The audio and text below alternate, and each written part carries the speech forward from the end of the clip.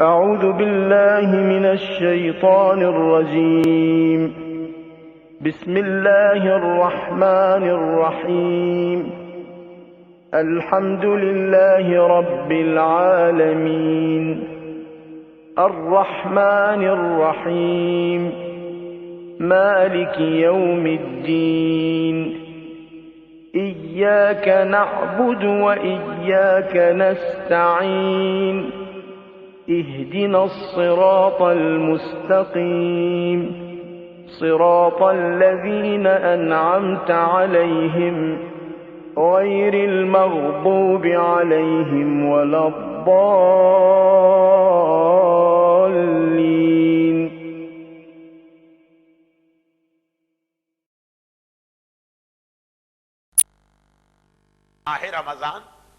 ماہ رمضان ہمیں اصل میں ایک یہ فائدہ بھی دلواتا کہ اس کے حوالے سے قیامت یاد کرنا پڑتی. آج کی تقریر کے شروع میں نے خطبے میں آیت نہیں پڑھی، حدیث رسول پڑھی، اور یہ وہی حدیث جو پیغمبر کے اس خطبے کا جز جس کا نام ہے خطبہ استقبال رمضان، جسے مفاتیح الجنان کے شروع میں شیخ عباس قمی نے لکھا، اس کا ایک جملہ میں نے پڑھا.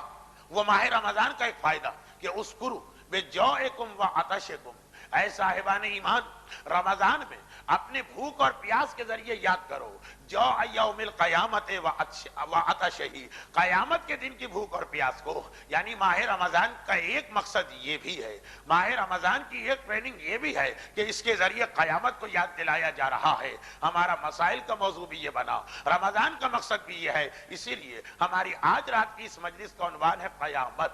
جب تک کہ یہ احساس پیدا نہ ہو کہ اپنے ایک ایک عمل کا جواب اس خداوند رحمان اور رحیم کے سامنے دینا ہے، جبار بھی ہے، قہار بھی ہے، عادل بھی ہے، ایک ایک عمل کا چاہے کتنا ہی چھوٹا کیوں نہ ہو حساب و کتاب لینے والا ہے، جس کے پاس ہمارے اعمال کا ایسا ریکارڈ موجود ہے کہ جس میں یہاں تک لکھا ہے کہ جس دن سے یہ آدمی بالغ ہوا مرتے دم تک جب کبھی یہ مسجد میں گیا تو کب اس نے سیدھا پیر آگے بڑھایا اور کب اس نے الٹا پیر آگے بڑھایا، اور جس کے پاس ہمارا ایسا مکمل ریکارڈ موجود ہے جس میں یہ لکھا ہے کہ جب سے یہ بالغ ہوا اس دن سے لے کے مرتے دم تک جب بھی یہ ٹوائلٹ میں گیا تو کب اس نے سیدھا پیر پہلے بڑھایا اور کب اس نے الٹا پیر پہلے بڑھایا، اور جب یہ نکلا تو کب اس نے پہلے سیدھے پیر کو باہر خارج کیا اور کب الٹے پیر کو. اتنا مکمل وہاں پہ ہمارا ریکارڈ اور ایک ایک عمل کے بارے میں وہاں پہ حساب کتاب ہوگا.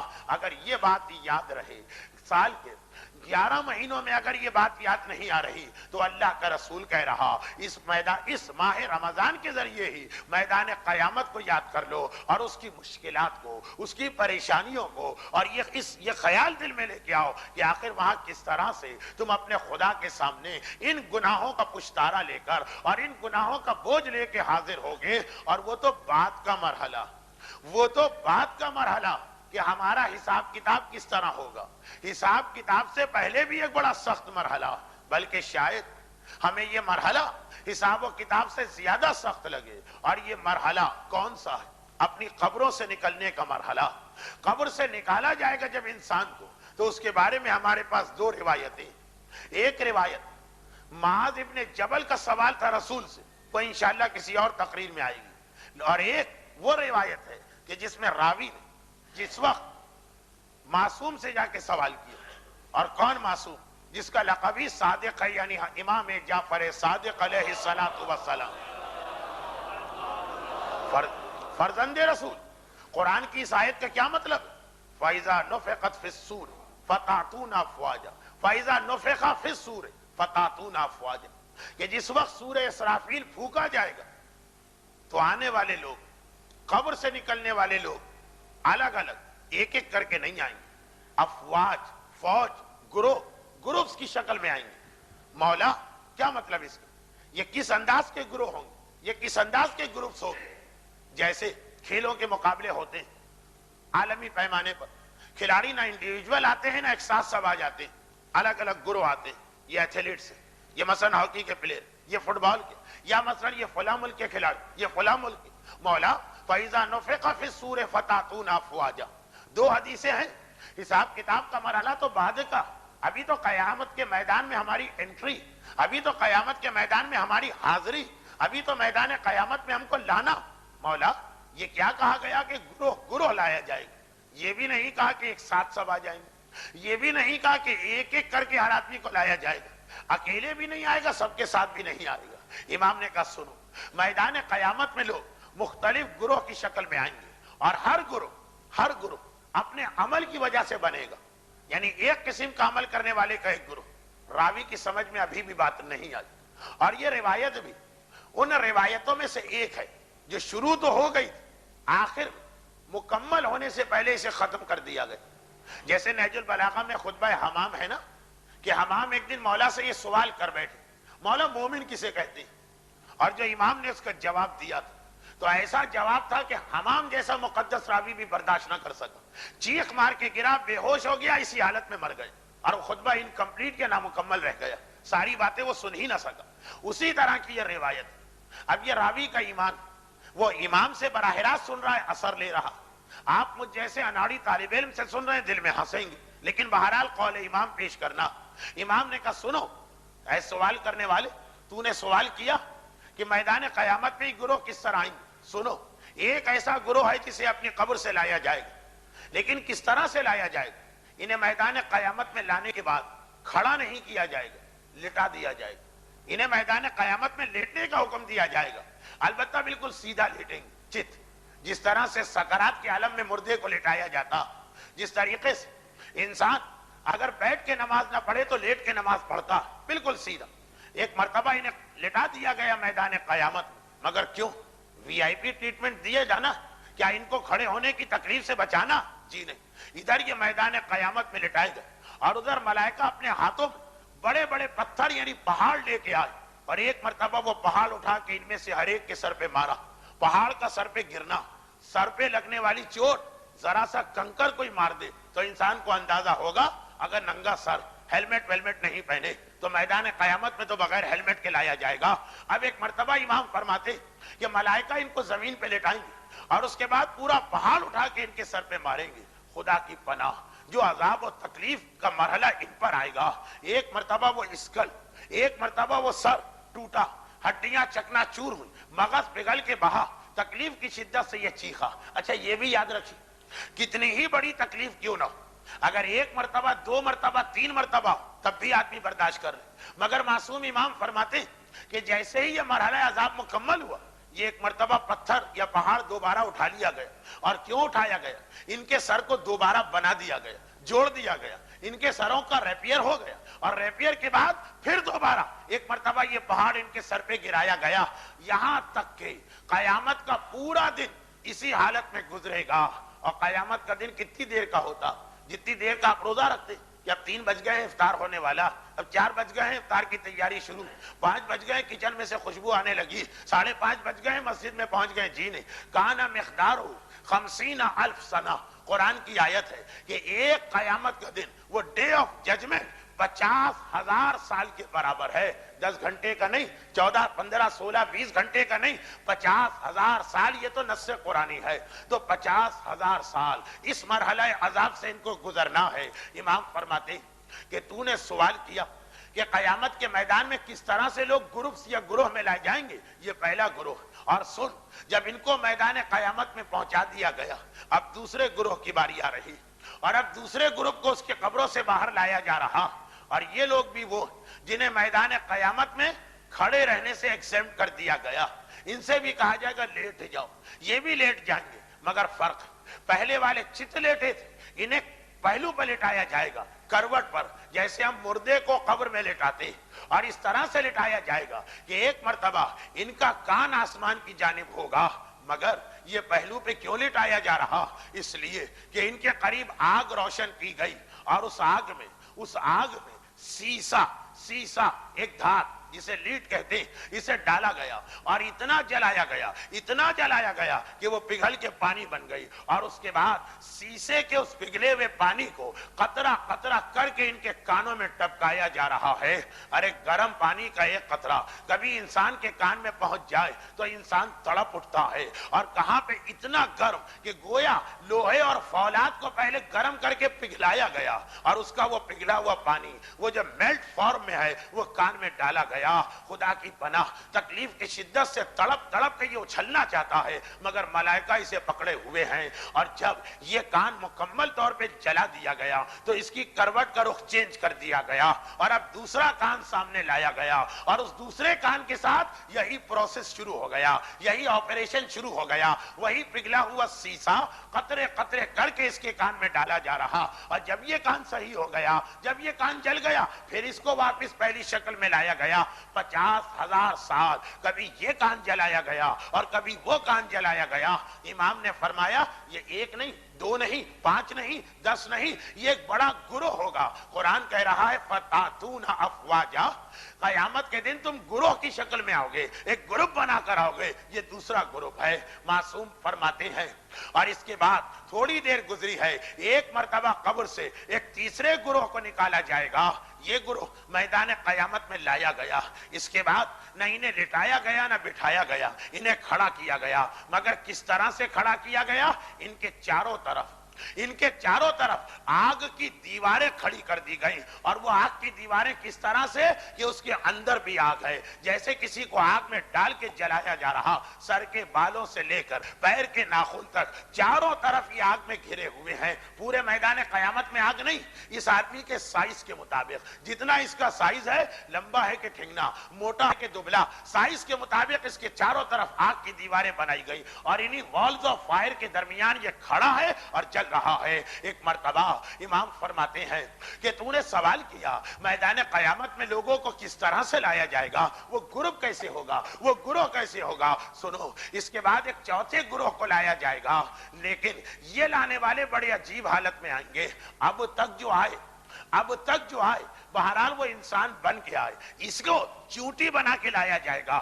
معاذ ابن جبل کی ایک روایت، جیسا کہ میں نے کہا وہ بعد میں آئی، اس میں تو رسول نے قیامت کے دن مسلمانوں کو 10 جانوروں کی شکل میں لائے جانے کا تذکرہ کیا۔ وہ تو پوری کی پوری جانوروں کی روایت ہے، لیکن ہم اور آپ اس کے اندر فقط چونٹی کا تذکرہ ہے۔ یہ چونٹی، یہ زمین پہ رینگنے والا چھوٹا سا کیڑا، یہ کچھ ایسے مومن، کچھ ایسے مسلمان، کچھ ایسے امت رسول سے تعلق رکھنے والے جنہیں چونٹی کی شکل میں لایا جائے گا، اور پھر انہیں میدان قیامت میں پھیلا دیا جائے گا، بکھیر دیا جائے گا، اسکیٹرڈ کر دیا جائے گا، اور اب ساری دنیا آدم سے لے کے قیامت تک جتنے انسان پیدا ہوئے وہ سب آئیں گے قیامت کے میدان۔ کتنا رش ہوگا۔ روایت یہ کہ آدمیوں کو کھڑے رہنے کی جگہ نہیں ملے گی، آدمی پہ آدمی چڑھا جا رہا ہوگا، اور کہاں پر؟ اس میدان میں کہ جس کے اندر یہ چونٹیاں بکھری ہوئی ہیں، کسی کو نظر بھی نہیں آئے گا ان کے پیروں کے نیچے کیا ہے۔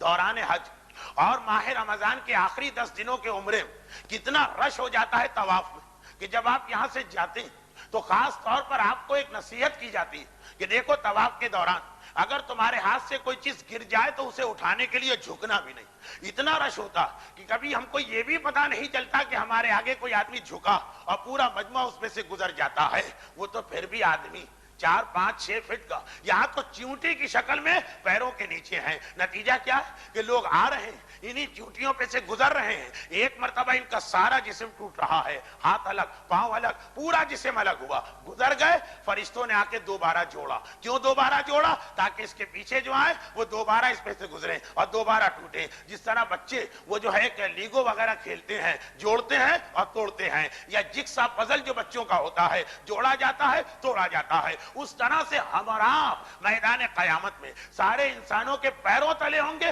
کچلے جا رہے ہیں، ٹوٹتے ہیں، جوڑے جاتے ہیں، توڑے جاتے ہیں، بنائے جاتے ہیں۔ کتنے سال تک؟ کان مقدارہ 50,000 سنہ، 50,000 سال تک اسی مرحلے سے گزرنا ہے۔ امام معصوم نے فرمایا کہ اے سوال کرنے والے، اے میرے راوی، تو نے پوچھا ہے کہ میدان قیامت میں لوگوں کو کیسے لایا جائے گا. سن, پانچواں گروہ ایسا ہوگا, اسے اس حالت میں لایا جائے گا کہ سر کے بالوں سے لے کے پیر تک لوہے کی ایک زنجیر میں اس کو جکڑا گیا ہے. جس طریقے سے اگر آپ نے باہر کی دنیا کے میوزیم میں ممیز دیکھی ہیں, وہ جو ممیز نکالی گئی ہیں ایجپشین, جس کے یا تصویریں دیکھی ہیں, پورا جسم گویا پٹیوں کے اندر لپٹا ہوا ہے, وہ جو ریپنگ ہوتی ہے, کہا کہ اس طرح سے زنجیر کے اندر ان کو جکڑ کے لائیں گے کہ سر کے بال سے لے کے پیر کے ناخن تک. مگر یہ کون سی زنجیر ہے؟ یہ وہ زنجیر ہے جسے جہنم کی آگ میں اتنا گرم کیا گیا تھا کہ اس کا رنگ بھی سرخ ہو چکا ہے. اتنی گرم زنجیر, ایک مرتبہ گرم چولہے کو یا گرم توے کو یا گرم پتیلی کو ہم ہاتھ لگا لیں, بے اختیار ہاتھ کو پیچھے گھسیٹنا پڑتا ہے. کبھی گیزر سے گرم پانی آ جائے تو برنول وغیرہ ڈھونڈتے پھرتے ہیں. اور کہاں سر کے بالوں سے پیر کے ناخن تک جہنم کی آگ میں اتنی جلائی ہوئی, اتنی تپائی ہوئی, اتنی زیادہ گرم کی بھی کہ اس کا رنگ بدل گیا اور اس کے رنگ میں سرخی آ گئی. اس کا رنگ وہی جو آگ کا رنگ ہوتا ہے, اس طرح سے اس کو لایا گیا. امام نے کہا کہ تو نے سوال کیا ہے میدان قیامت میں لوگ گروہ در گروہ کس طرح سے آئیں گے, تو سن, اس کے بعد جو چھٹا گروہ آ رہا ہے اس کی حالت یہ ہے. وہ چھٹا گروہ, امام معصوم ارشاد فرما رہے کہ 50,000 سال تک انہیں میدان قیامت میں کھڑا کیا گیا اور اس طرح سے کہ ان کی زبان کو 2 ٹکڑوں میں تقسیم کیا جا رہا ہے اور اس کے بعد زبان کو کاٹا جا رہا ہے, زبان کے 2 ٹکڑے کیے جا رہے ہیں اور اس کے بعد زبان کا ایک حصہ باہر منہ سے باہر نکال کے کھینچا جا رہا ہے اور جہاں تک کھینچا جا سکتا ہے ملائکہ کھینچیں گے, اور زبان کا دوسرا حصہ گدی میں سوراخ کر کے وہاں سے نکالا جا رہا ہے اور کھینچا جا رہا ہے. اور 50,000 سال تک یہی طریقہ رہے گا. جب کھینچنے کی بنا پہ زبان ٹوٹ گئی, دوبارہ جوڑا گیا, دوبارہ اسے پہلے کاٹا گیا, کاٹنے کے بعد ایک سرا منہ سے اور ایک سرا گدی سے کھینچا جا رہا. امام فرماتے ہیں تو نے سوال کیا ہے کہ میدان قیامت میں ہمارے ماننے والے یا فتاتونا افواجا, یہ جو قرآن کہہ رہا ہے کہ لوگ گروہ در گروہ آئیں گے, کس طرح آئیں گے, تو سن, میدان قیامت میں لوگوں کو اس طرح سے لایا جائے گا کہ بہت سارے لوگ اس انداز سے لائے گئے کہ کانٹوں دار جھاڑی, ایسی جھاڑی کہ جس میں کانٹے لگے ہوئے, تھورنی بشز, کانٹوں دار جھاڑی, ایسی عرب کے صحرا میں ایک ایسی جھاڑی پائی جاتی, ایک ایسا درخت پودا پایا جاتا جس کے اوپر کانٹے اتنے سخت ہیں کہ اگر آپ فقط اس کے اوپر ایک مرتبہ نرمی سے ہاتھ پھیر لیں, آپ کے ہاتھ کی ساری کھال اتر جاتی. یہ ہر ایک کو معلوم ہے, باٹنی پڑھنے والا, میٹرک کا اسٹوڈنٹ بھی جانتا ہے کہ ڈیزرٹ کے اندر جو پودے ہوتے ہیں اس میں تھورنز یا کانٹے زیادہ ہوتے ہیں. ایک خاص قسم کی جھاڑی عرب کے صحرا میں پائی جاتی, اتنے کانٹے, اتنے کانٹے, اتنے کانٹے, اتنے کانٹے کہ خالی اگر آپ نے اس پہ ہاتھ اوپر سے نیچے پھیر دیا, وہ بھی دبا کے نہیں, سختی سے نہیں, ہلکا, تو سارے کانٹے کھال اتار لیتے ہیں. امام فرماتے ہیں ہمارے ماننے والوں میں میدان قیامت میں کچھ لوگ اس حالت میں لائے جائیں گے کہ جیسے ہی وہ میدان قیامت میں پہنچے, ملائکہ یہ کانٹوں دار جھاڑی لے کے ان کی آنکھ میں داخل کریں گے اور مکمل طور پہ ان کی آنکھ میں, اور اس کے بعد اسے کھینچ کے نکالا جائے گا. وہ کانٹا جو ہاتھ کی کھال میں چبھے تو انسان تڑپ اٹھتا ہے, اور کہا ان دونوں آنکھوں کے اندر, اور وہ بھی 1 دن, 2 دن, گھنٹے, 2 گھنٹے, ہفتہ, 2 ہفتہ نہیں, کانا مقدار ہو 50,000 سنہ, 50,000 سال تک اسی مرحلہ عذاب سے گزرنا پڑے گا. امام نے فرمایا سن, تو نے مجھ سے پوچھا ہے میدان قیامت میں لوگوں کو کس حالت میں لایا جائے گا, تو سنو, میدان قیامت میں ایک گروہ وہ لایا جائے گا جسے قیامت کے میدان میں کھڑا کیا گیا, اور اس کے بعد فرشتے آگ اور لوہے سے بنی ہوئی قینچیاں لے کر آگے بڑھے اور ان کے دونوں طرف کا گوشت کاٹا گیا, گوشت کے ٹکڑے, اور ایک مرتبہ یہی کٹا ہوا کچا گوشت جس سے خون جاری ہے ان کو کھلایا جا رہا ہے. کس سے کھایا جائے, قے ہو رہی ہے, متلی ہو رہی ہے, وومیٹنگ ہو رہی ہے, مگر اپنا ہی کچا گوشت ایک مرتبہ ان کو پہلے تو آگ اور لوہے کی قینچی سے کاٹنا, اور اس کے بعد وہی کتنا بڑا عذاب, اور اس کے بعد اسی کٹے ہوئے گوشت کے ٹکڑے کو کھلانا. آج کل رواج تو ہے چکن نوگٹس کا, مگر وہ چکن نوگٹس ہے, یہ مومن کا اپنا نوگٹ ہے. یہ چھوٹی چھوٹی بوٹیاں پہلے کاٹی گئی, وہ زندہ ہے, صحیح سالم ہے, بے حس نہیں ہے, اس کو تمام تکلیف ہو رہی, کاٹنے کا عذاب یہ گوشت, اور اس کے بعد کھلانے کی کراہیت. 50,000 سال تک یہی مرحلہ ہوگا. امام نے کہا سن, مگر روایت رک گئی, مگر روایت رک گئی. کیوں رک گئی؟ اس لیے نہیں کہ جس کے لیے میں روایت روک دیتا ہوں کہ لوگ اٹھ کے جانے لگے, نہیں, راوی بے ہوش ہو کے گر پڑا. امام ایک ایک گروہ کا تذکرہ کر رہے ہیں. دیکھیے آپ کے پاس تو ابھی پھر بھی یہاں پر ایک پہلو ہے اس روایت سے بچنے کا. آپ نے کہا وہ صاحب پڑھ رہے ہیں، ہمیں کیا پتا صحیح ہے کہ غلط، معتبر ہے کہ صحیح؟ شروع میں بتا چکے کہ سنت چیزوں میں بھی کچھ ضعیف ہے، شاید یہ بھی وہی ضعیف والی ہو، اور پتہ نہیں اپنی طرف سے ٹھوک دیا کہ کسی کتاب میں لکھی، اور پتہ نہیں ہمارے بارے میں کہ غیروں کے بارے میں۔ لیکن جو راوی ڈائریکٹ فیس ٹو فیس امام معصوم سے سن رہا، اس کے پاس تو اس قسم کے ایکسکیوز اور بہانے لانے کی گنجائش ہی نہیں، وہ تو کسی طرح سے تعویل کر بھی نہیں سکتا۔ امام ایک ایک گروہ کا تذکرہ کر رہے اور اس کے چہرے کا رنگ بدلتا جا رہا، اس کا جسم کانپتا جاتا، یہاں تک کہ 8واں بیان سننے کے بعد وہ برداشت نہ کر سکا، ایک مرتبہ چیخ مار کے گرا اور بے ہوش ہو گیا، اور جب تھوڑی دیر کے بعد ہوش میں آیا، ہاتھ جوڑے کانپتے ہوئے روتے ہوئے کا فرزند رسول آگے نہ بتائیے، صرف اتنا بتا دیے یہ کون لوگ ہیں، آخر یہ کون لوگ ہیں جنہیں میدان قیامت میں اس حالت میں لایا جائے گا۔ ایک مرتبہ امام معصوم نے کہا یہ بھی سن لے، یہ بھی سن لے، وہ سب سے پہلا گروہ کہ جسے لا کر زمین پہ لٹایا گیا اور بڑے بڑے پتھروں اور پہاڑ ان کے سروں پہ گرا کر 50,000 سال تک سر توڑا گیا، سر جوڑا گیا، سر توڑا گیا، سر بنایا گیا، یہ وہ لوگ ہیں جو اپنی صبح کی نماز ریگولرلی قضا کر دیا کرتے ہیں، جو صبح کی نماز پڑھتے ہی نہیں، چاہے ظہرین پڑھ بھی لیتے ہوں، چاہے مغربین پڑھ بھی لیتے ہوں، مگر نماز صبح کے وقت ان کا سر تکیے سے اٹھنے کو تیار نہیں ہوتا۔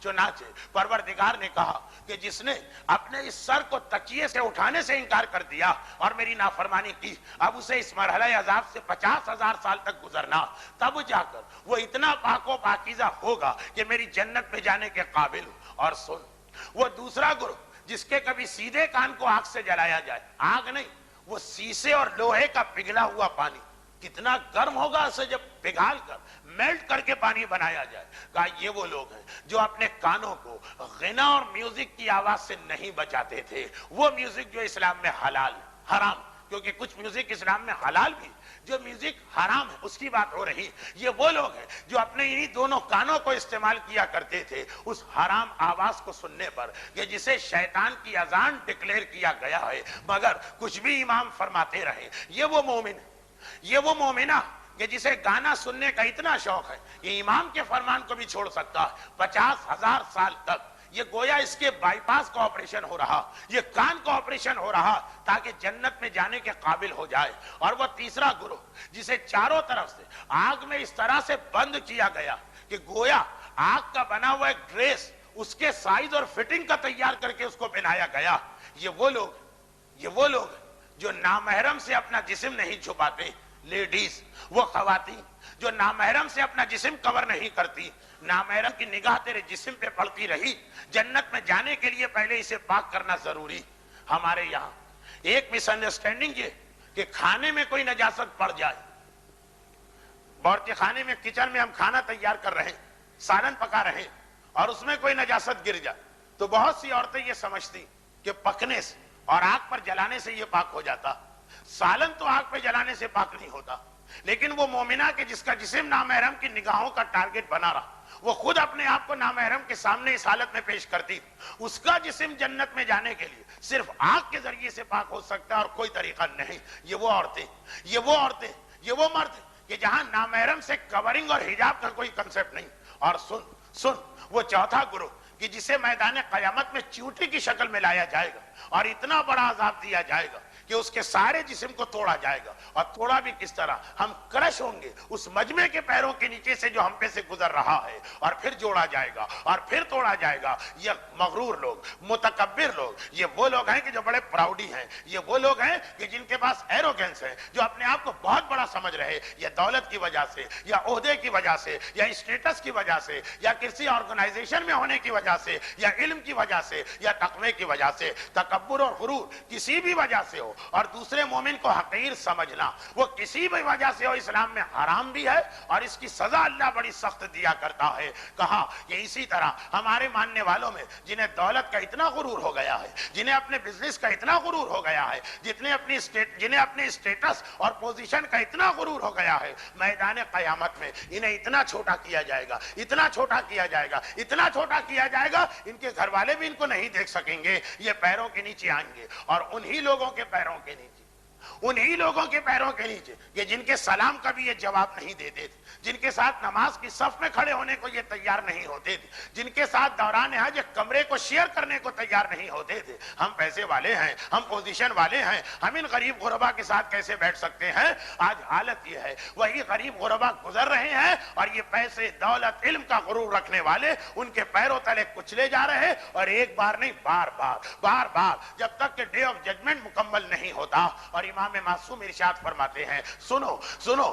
اس کے بعد وہ پانچواں گروہ جسے سر سے پیر تک لوہے کی اس زنجیر سے ریپ کیا گیا ہے، جکڑا گیا ہے، اس پر لپیٹا گیا ہے، کہ جس زنجیر کو جہنم کی آگ میں گرم کر کے نکالا گیا. یہ وہ لوگ ہیں جو شراب اور نشہ کیا کرتے تھے. نشہ کرنے والے، اپنے سارے جسم کو گناہ اور حرام والی لذت میں ڈبو دینے والے. ان کا سارا جسم وہ ایک پلیجر محسوس کرتا ہے، ایک مزہ آتا ہے. اب اس کے لیے ان کا عذاب یہ ہے. در حقیقت پہلے بھی میں نے عرض کیا اور آج بھی 8-10 دفعہ تو کہہ چکا ہوں کہ مومن کے لیے یہ عذاب در حقیقت پنشمنٹ نہیں ہے، بلکہ اس کا کیور ہے، سزا نہیں ہے، اس کا علاج ہے. مگر جس نے شراب یا شراب جیسے کسی اور نشے میں سر سے پیر تک اپنے آپ کو ڈبو دیا ہے، اس کا علاج ہی یہی ہے کہ اس طرح سے یہ آگ میں تباہی ہوئی اور آگ میں گرم کی ہوئی زنجیر سے اس کو پاک کیا جائے. اور سنو، اس کے بعد وہ انسان جس کی زبان کو کاٹا بھی جا رہا، ذرا سی گرم چائے آپ کی زبان پہ آ جائے، چھالے پڑ جاتے ہیں. زبان، تکلیف زبان کی کیا، کہاں یہ کہ اسے باقاعدہ 2 حصوں میں چیرا گیا اور اس کے بعد ایک حصے کو منہ سے اور ایک حصے کو گدی میں سوراخ کر کے باہر نکالا گیا. فرمایا یہ وہ ہے جو ذو لسانین، دوغلا آدمی، آپ کے سامنے کچھ کہتا ہے، آپ کے پیٹھ پیچھے کچھ کہتا.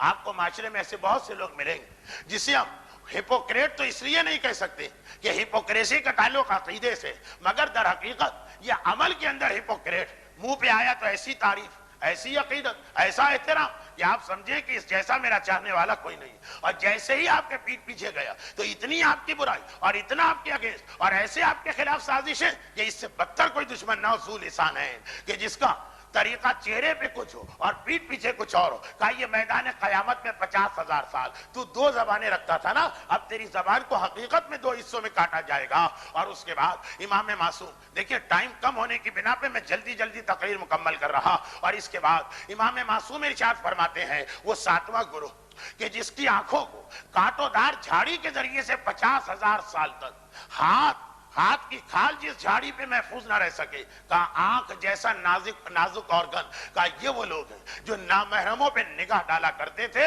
جو حرام والی نگاہ ہے، جو اپنی آنکھ سے زنا کیا کرتے تھے. ایک آنکھ کا زنا ہوتا ہے. یہ وہ لوگ ہیں، ان کو اس انداز سے ان کی آنکھوں کو پاک کیا جا رہا. اور آخری گروہ تو آپ سمجھ ہی گئے ہوں گے. ان میں سے یہ جو آپ نے 8 گروہ سنے، 8واں گروہ جس کے دائیں اور بائیں، لیفٹ اور رائٹ، دونوں طرف کے پہلو کے گوشت کو پہلے لوہے اور آگ کی قینچی سے کاٹا گیا، سیزر چلائی گئی، قینچی چلائی گئی، وہ ایک عذاب پھر کھلایا گیا.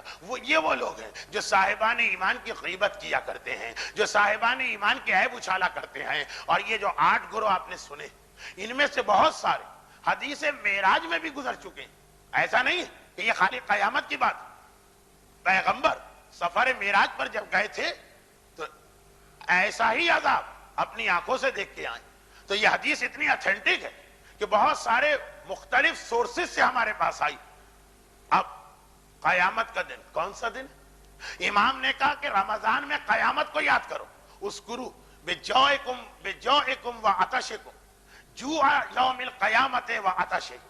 آج میں رمضان کے مہینے میں بیٹھ کے یاد کرو، یہ قیامت کا دن بھی آنے والا، اور قیامت کا دن اس انداز سے آئے گا.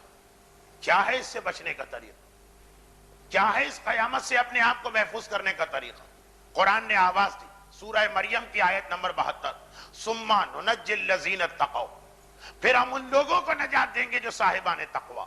قرآن نے حل بھی بتایا، ریمیڈی بھی بتائی، دوا بھی بتائی کہ یہ سارا عذاب ہے مگر نجات ملے گی ان لوگوں کو اتقوا جو صاحبان تقوی. البتہ تقوی اپنی جگہ، مگر ایک چیز کے بغیر تقوی بھی بیکار ہے. علامہ ہلی جیسا عظیم عالم، اگر ذرا میں نے ان کے حالات اس لیے بتائے تاکہ ان کا انٹروڈکشن ہو جائے تو یہ تقریر ڈبل ٹائم لے لے گی.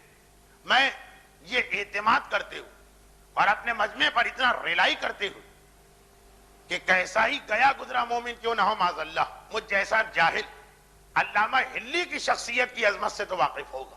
تاریخ تشیع کے عظیم ترین علماء میں سے ایک علامہ ہلّی. علم، تبلیغ، تقوی، محبت اہل بیت، پورے ایران کے علاقے کو شیعہ انہوں نے کیا. اس سے بڑا مبلغ تاریخ شیعہ میں کون گزرا؟ اور فقیہ تو اپنی جگہ. ان کے انتقال کے بعد ان کے بیٹے نے جو خود باپ جیسا مجتہد تھا، یہ بہت کم ہوتا. اللہ کے یہاں عدل، چنانچہ جتنی بھی فضیلتیں ہیں وہ الگ الگ خاندانوں میں بکھیر دی جاتی. آج علم یہاں ہے، کل وہاں ہو. آج دولت یہاں ہے، کل وہاں ہو. یہ ایک سسٹم ہے یونیورس کا. مگر علامہ ہلّی کا ایک بیٹا ہے فخر المحققین، جو باپ ہی جیسا مجتہد. اس نے اپنے باپ ان کے انتقال کے بعد خواب میں دیکھا تو سوال کیا، بابا آپ پہ کیا گزری؟ باپ کا جواب تھا، بیٹا علم اپنی جگہ، عمل اپنی جگہ، تقوی اپنی جگہ، لیکن اگر دو چیزیں نہ ہوتی، لولا الفین وزیارت الحسین لہلکت، اگر دو چیزیں نہ ہوتی تو ہلی جیسا عالم بھی ہلاک ہو جاتا. ایک کتاب الفین جو مولا کی امامت کو ثابت کرنے کے لیے لکھی تھی. الف عربی کا لفظ جس کے معنی ہزار، الفین معنی 2000. اس میں 2000 دلیلیں جمع کی تھی. ایک فضیلت و امامت علی کے موضوع کی کتاب، اور ایک زیارت حسین، کیونکہ یہ ریگولر شب جمعہ ہلہ سے کربلا آتے تھے. ہلی تھے، ہلہ میں قیام. ہر شب جمعہ ہلہ سے کربلا آتے اور پوری رات امام مظلوم کے روضے میں گزارتے. کہا کہ اے میرے بیٹے، عمل اپنی جگہ، تقوی اپنی جگہ، علم اپنی جگہ، تبلیغ اپنی جگہ، وہ سب اپنی جگہ، لیکن اگر علی کی فضیلت میں یہ کتاب نہ لکھتا اور ہر شب جمعہ زیارت حسین نہ کرتا تو ہلاک تو ہلی جیسا بھی ہلاک ہو جاتا. تو ہمارے پاس سب سے بڑا سہارا تو یہی محبت اہل بیت ہے. قرآن نے کہا صاحبان تقوی کو نجات ملے گی، مگر تقوی بھی قبول اسی وقت ہے جب اس کے ساتھ محبت اہل بیت ہو اور زیارت حسین ہو. آج تو ویسے بھی شب جمعہ، اور ابھی جہاں تک میرا اندازہ مجلس کے بعد زیارت وارثہ بھی ہوگی. بہت سے لوگ پڑھ کے آئے ہوں گے، لیکن ابھی ہوگی بھی. تو اب یہ یاد رکھیے کہ رمضان کی شب جمعہ میں اس کی اہمیت اور بڑھ جاتی. کیوں؟ رمضان میں ہر عمل کی اہمیت بڑھ جاتی. آج اس وقت آپ کسی بھی نبی کو ڈھونڈنا چاہیں کہ وہ کہاں، تو آپ کو کہاں ملے گا. آج اگر آپ کسی بھی امام معصوم کو تلاش کرنا چاہیں کہ وہ کہاں ہوں گے. آج ہمیں رسول سے کوئی بات کرنا ہے، اپنی حاجت ان تک پہنچانا ہے، کہاں پہ ایڈریس کریں انہیں؟ روایت معتبر سے ثابت کہ ہر شب جمعہ تمام ائمہ اور تمام انبیاء اور ملائکہ کی ایک کثیر تعداد روضہ امام میں ہوتی ہے. تو یہ زیارت حسین کی فضیلت کو فراموش نہ کریں. اگر وقت ہوتا تو میں دو چار جملے اور اس کے بارے میں کہتا، لیکن آج کا وقت انشاءاللہ توقع ہے کہ خدا ایک ہفتے کی زندگی اور دے تو آئندہ شب جمعہ جا کر اس مسئلے کو مکمل کروں گا. بس آخری بات سن لیجیے کہ یہاں بھی ایک اور بہت اہم پیغام.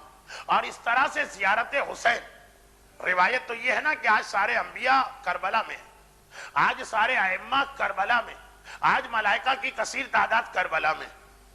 تو اصل تو مزہ اسی وقت ہے کہ ہم بھی کربلا میں ہوتے اور وہیں جا کے زیارت پڑھتے جیسے علامہ ہلّی ہر شب جمعہ آتے تھے. مگر یہ اہل بیت اطہار کا گھرانہ جو کبھی بھی کسی کو محروم ہوتا نہیں دیکھ سکتا، کہا کہ اگر کسی وجہ سے تم کربلا نہیں پہنچ پا رہے ہو تو یاد رکھو ایک اصول تمہیں ہم دے رہے ہیں، جہاں کھڑے ہو وہیں سے ایک مرتبہ کربلا کا رخ کر کے حسین کو سلام کر لو، تمہارا سلام پہنچ جائے گا. اور یہ پیغام بڑے عجیب انداز سے ہمیں مسلم ابن عقیل نے دیا تھا. حسین کا سفیر مسلم یکو تنہا رہ گیا، اکیلا ہے. ایک مرتبہ دربار ابن زیاد حکم جاری ہو گیا مسلم کی شہادت کا. مسلم کو دارالامارہ کی چھت پہ لے جایا گیا. دو ہی خواہشات تو مسلم نے کی تھی، بلکہ خواہش تو ایک ہی کی تھی، ایک 2 رکعت نماز پڑھنا. اور نماز پڑھنے کے بعد ادھر جلاد تلوار لے کے آگے چلا. مسلم کا دل کتنا تڑپ رہا ہے، کاش میں اتنا خوش قسمت ہوتا کہ اپنے آقا کے قدموں پہ شہید ہو رہا ہوتا، میرا آقا مجھے دیکھتا اور میں سلام کرتا جاتا. مگر نہیں، مسلم کو یہ افسوس نہیں ہوا، کیونکہ مسلم کو پتا ہے مومن جہاں سے بھی اپنے آقا کو سلام کرے اسے جواب ملتا ہے. بس ادھر جلاد کی تلوار چلی اور ادھر مسلم نے ایک مرتبہ رخ کیا راہ کوفے کا اور ایک مرتبہ آواز دی، السلام علیکہ یا ابن رسول اللہ، اے میرے آقا، اپنے سفیر کا یہ آخری سلام قبول کیا. دیجئے. بعض ارباب مقاتل نے لکھا حسین اس وقت کہیں ٹھہرے ہوئے تھے, اپنی جگہ سے کھڑے ہوئے اور ایک مرتبہ مڑ کے کوفے کا رخ کیا اور آواز دی وعلیک السلام یا اخی, اور اے میرے بھائی, اے مسلم تم بھی میرا سلام لو. مگر ابھی قافلہ حسینی کو پتا نہیں کہ مسلم پہ کیا گزری ہے, وہ تو پریشان ہیں. پہلے خط باقاعدگی سے آ رہے تھے, بہت دن ہو گئے ہیں کہیں سے خط نہیں آیا اور کوئی کوفے کا مسافر بھی نظر نہیں آیا. ایک دن جب یہ قافلہ آگے بڑھ گیا, عباس علمدار کی نگاہ پڑی, ایک مرتبہ دوڑے دوڑے آئے, آقا حسین آج کوفے کے راستے سے کچھ مسافر آتے نظر آ رہے, اگر اجازت ہو تو جا کے ان سے اپنے بھائی کی خیریت دریافت کر لوں. حسین تو جانتے ہیں مگر قافلے کو بھی اطلاع پہنچوانا ہے. کہا لے کے آؤ. وہ مسافر لائے گئے. عباس نے کہا کوفے سے آ رہے ہو, اتنا بتا دو, میرا بھائی مسلم بھی تو کوفے میں ہے, اس وقت اس کی کیا حالت ہے. ایک مرتبہ سر جھکائے, ہاتھوں کو جوڑا اور کہا آقا جب ہم کوفے سے چلے تھے تو 3 دن گزرے تھے, مسلم کا کٹا سر دارالامارہ پر لٹک رہا تھا اور بے سر کا لاشا کوفے کی گلیوں میں گھسیٹا جا رہا تھا. ارے ادھر تو مردوں میں ماتم شروع ہوا اور ادھر حسین اٹھے, اپنے خیمے میں آئے. زینب بہن ذرا دختر مسلم کو تو ذرا میرے پاس لے کے آنا, اور دیکھو اسی طرح سے نہ لانا, تیار کر کے لانا, منہ دھلا دینا, بالوں میں تیل ڈال دینا, بالوں میں کنگھی کر دینا اور ایک مرتبہ نیا لباس پہنا دینا. جب دختر مسلم تیار ہو کے آئی, یہ حسین کی بھانجی بھی ہے, حسین نے بٹھایا اور ایک مرتبہ سر پہ ہاتھ پھیرا. اگرچہ بہت کم سن بچی ہے مگر علی کی نواسی ہے, حسین کی بھانجی ہے. ایک مرتبہ تڑپ کے کہا ماموں آج تو آپ اس طرح ہاتھ پھیر رہے جیسے یتیموں کے سر پہ ہاتھ پھیرا جاتا. بس میرا دل چاہتا ہے ہاتھ جوڑ کر کہوں اے یتیمہ مسلم, یہ آپ کے ماننے والے یہ سب مل کے آپ کو پرسہ دینے آئے ہیں, ہماری طرف سے اپنے بابا کا پرسہ لیجئے. لیکن اگر گستاخی نہ ہو تو اتنا عرض کر دوں, اتنا عرض کرنے دیجئے, آپ یتیم ہوئی مگر پھر بھی خوش قسمت تھی, کوئی سر پہ ہاتھ پھرنے والا ہے, کوئی کانوں میں گوشوارے پہنانے والا ہے. ارے ایک شہزادی تو ایسی ہے جس کا بابا مارا گیا, ارے جو یتیم ہو گئی, سر پہ ہاتھ پھیرنا تو درکنار, کہیں سے تماچے لگے, کہیں سے کوڑے پڑے, ہائے حسین کی یتیمہ سکینہ. الا ولعنۃ اللہ علی اعدائہم اجمعین. پروردگارہ تجھے اہل بیت اطہار خصوصاً حسین کی اس یتیمہ سکینہ کے مصائب کا واسطہ ہم سب کو دنیا اور آخرت کی ہر پریشانی اور دشمنان اہل بیت کے ہر شر سے محفوظ فرما. پروردگارہ تجھے مسلم ابن عقیل کی اور کربلا کے شہداء کی شہادتوں کا واسطہ ہمارے تمام مرحومین خصوصاً جن کے لیے آج کا ایصال ثواب اعلی علیین میں جوار معصومین سے ملاق فرما. پروردگارہ ذکر اہل بیت ہوا, رمضان کا مہینہ, شب جمعہ کی ساعتیں, صاحبان ایمان کے ان اٹھے ہوئے اور بلند ہاتھوں کو خالی واپس نہ پلٹا. ان کی ساری حاجتیں, ساری مرادیں, ساری تمنائیں, ساری دعائیں قبول فرما. اور پروردگارہ ان مظالم کے انتقام کے لیے